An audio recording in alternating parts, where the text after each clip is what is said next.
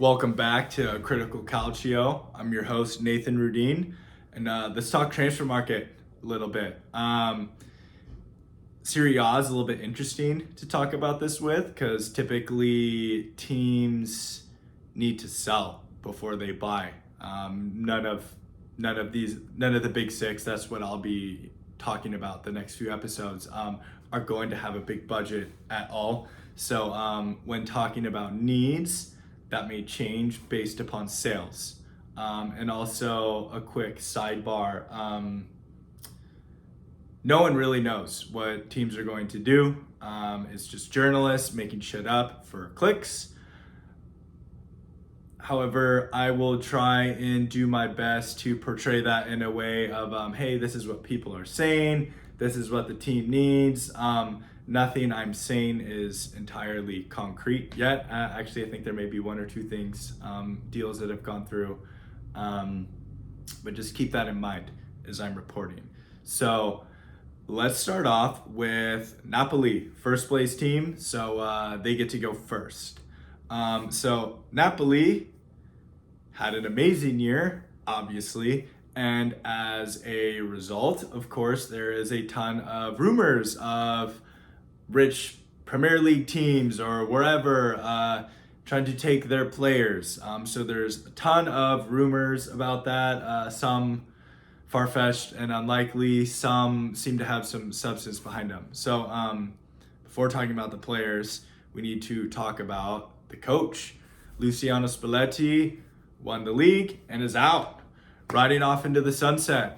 Looks like Rudy Garcia, coming from a club in Saudi Arabia, will be filling his place. Rudy Garcia has had experience in Serie A with the Roma, did quite well with them for a couple years, and Lille as well. Has some Champions League experience with Lyon, was also with Marseille. We'll see. We'll see how he does.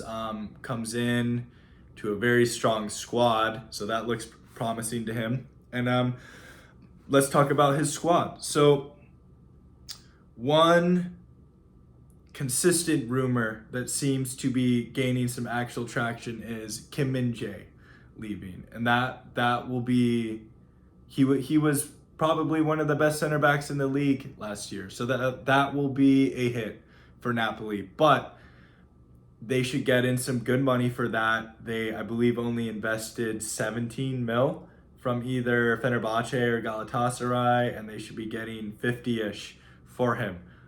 So they should be able to reinvest that and pick up someone good. You know, I would assume it will be. I don't want to call Kim Min-jae a no name prior to coming. Certainly, if you followed the Turkish league, you knew who he was.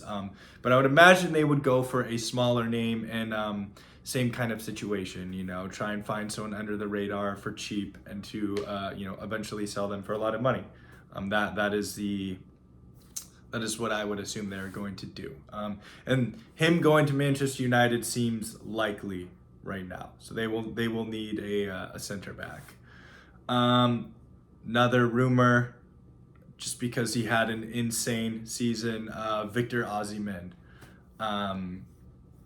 If he leaves, obviously they'll need to replace him. They do have solid depth with Simeone there. Raspadori can play in that position. But Victor Osimhen is insane.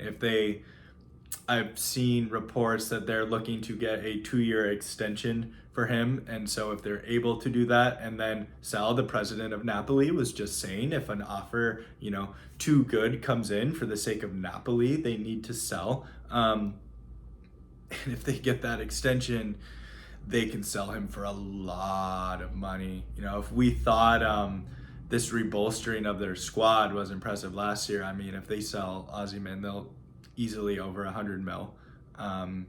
He's an insane forward, still young, will get better. And the money from Kim Min-jae, that's upwards of 150 mil.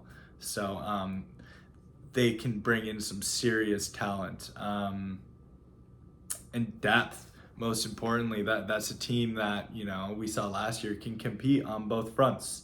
And probably towards the end against Milan, maybe got a bit burnt out because they've been playing at such a high level. So having some depth would be helpful.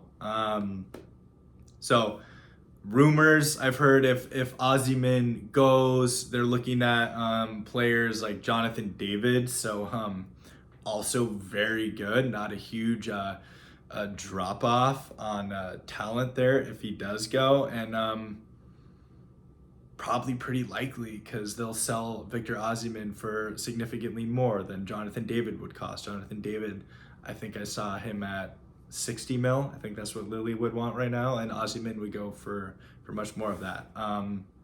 Simeone was on loan last year. He signed, so they have good depth up top.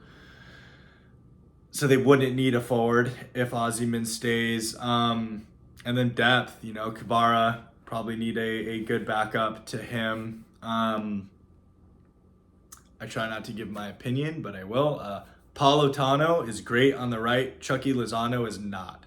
Napoli spent over 50 mil on him, and has not really lived up to that price tag. Maybe if they bought him for like 12 mil, a no name, and hope to develop it, different context, this would be a different story. But that's not really, for a player for 50 mil, you expect a bit more than he's given them. So maybe they try and rebolster there. Once again, that's just speculation. I think that's the majority of what we'll see from Napoli. Ndombele came in from Tottenham. He was on a loan. Previous year, they loaned Bakayoko. So I would expect to see some depth brought in the midfield. But other than that, not quite a lot. Napoli is very good squad, like we saw from last year. And that's really the rumors I've seen from them. So stay tuned. Next video, I'm going to go in chronological order. So next video will be Lazio, Inter, Milan, and the rest. So thank you for watching, and keep on checking in for new videos. Thank you.